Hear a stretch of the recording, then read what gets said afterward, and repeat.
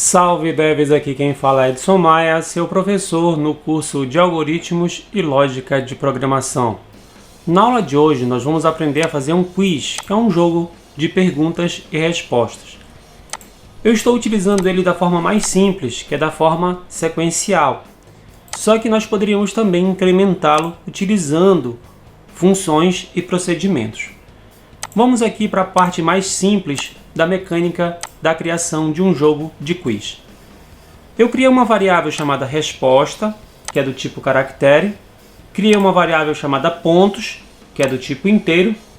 No nosso programa principal, eu inicializei a nossa variável pontos com o 0, porque a nossa pontuação vai começar em 0. E o nosso quiz vai ter a exibição de algumas mensagens. Vai ter aqui uma abertura do quiz com algumas instruções, como: leia cada questão, responda com a letra da alternativa que você acredita ser a correta. Para sair, antes de finalizar o jogo, pressione a tecla ESC. Então essa é a nossa abertura do jogo e nós temos a estrutura das questões. Cada questão vai ter a seguinte estrutura. Vai ter um espaço em branco, o nome questão com a numeração, a pergunta, tem que ser uma pergunta objetiva, e nós vamos ter três alternativas, A, B e C. Abaixo nós vamos fazer a seguinte pergunta: qual é a letra da resposta certa?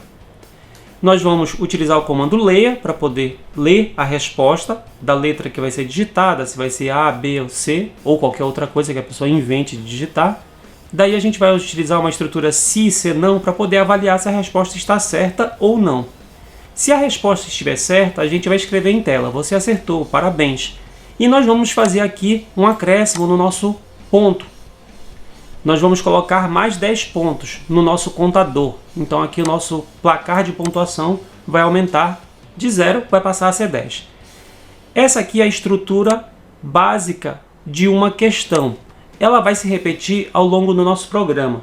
Como ela vai se repetir, a gente poderia modularizar isso utilizando funções e procedimentos. Tá? Mas isso serve para melhoria. Vocês podem fazer o planejamento e tentar implementar aí no programa ou algoritmo de vocês. Por enquanto a gente vai fazer ele numa estrutura de sequência simples.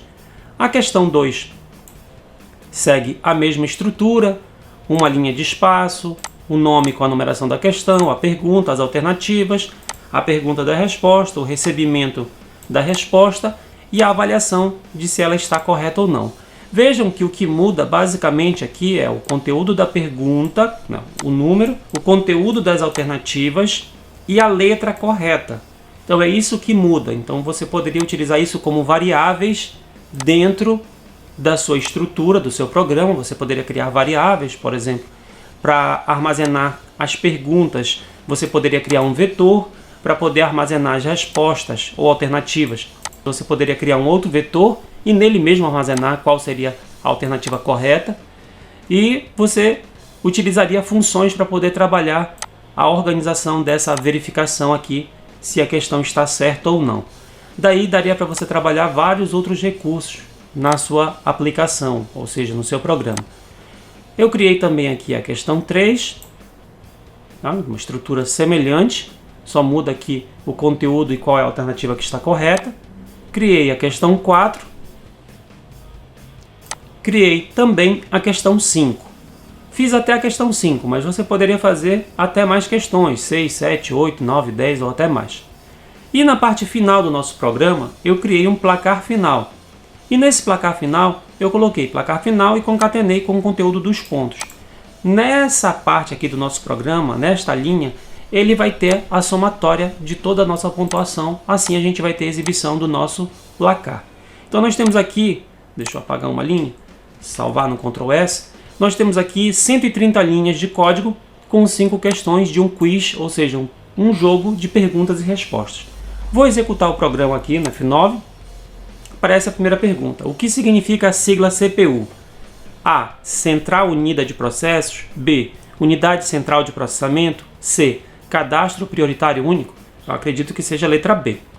Aqui no visual não importa se você digita a letra B maiúscula ou minúscula, ou a letra A maiúscula ou minúscula, ele não faz diferenciação. Observem, você acertou, parabéns. Segunda questão: o que significa a sigla GB? Alternativa A, gera bytes. Alternativa B, gigabit. Alternativa C, gigabyte. Eu acredito que seja a letra C. Terceira questão. Qual alternativa tem nomes somente de sistemas operacionais? Alternativa A, Windows, Linux e macOS. Eu acredito que seja essa. Mas vamos lá, alternativa B. Ubuntu é sistema operacional. Office não é sistema operacional. WhatsApp também não é sistema operacional, então não é B. C. Facebook, Twitter e Instagram são aplicações ou aplicações web ou até mesmo aplicativos para smartphones. Então, alternativa A. Você acertou. Quarta questão. Qual alternativa tem nomes somente de aplicativos? Alternativa A, Twitter, WhatsApp, CorelDRAW. Todos eles são aplicativos. B, Windows, sistema, já não é. C, Ubuntu, sistema, também não é. Então acredito que seja a alternativa A. Você acertou, parabéns. O que significa a sigla KB? Alternativa A, kilobits. Alternativa B, kilobyte. Alternativa C, kilobyte. Eu sei que a correta é a letra C, mas eu vou colocar a letra B só para poder colocar aqui uma resposta errada. Observe, apareceu lá, que pena, você errou. Como acabaram as questões, nós já tivemos a exibição das 5 questões, aparece o nosso placar final aqui. Eu obtive um placar de 40 pontos, porque eu errei a última questão. Cada questão valendo aí 10 pontos. Então vou fechar aqui. Nós vimos nesta aula como criar um quiz, que é um jogo de perguntas e respostas. Você pode planejar como fazer o seu quiz, você pode incrementar mais recursos nele, você pode elaborar melhor as perguntas, você pode colocar mais alternativas, você pode pensar e utilizar aí a criatividade para poder incrementar um programa mais elaborado.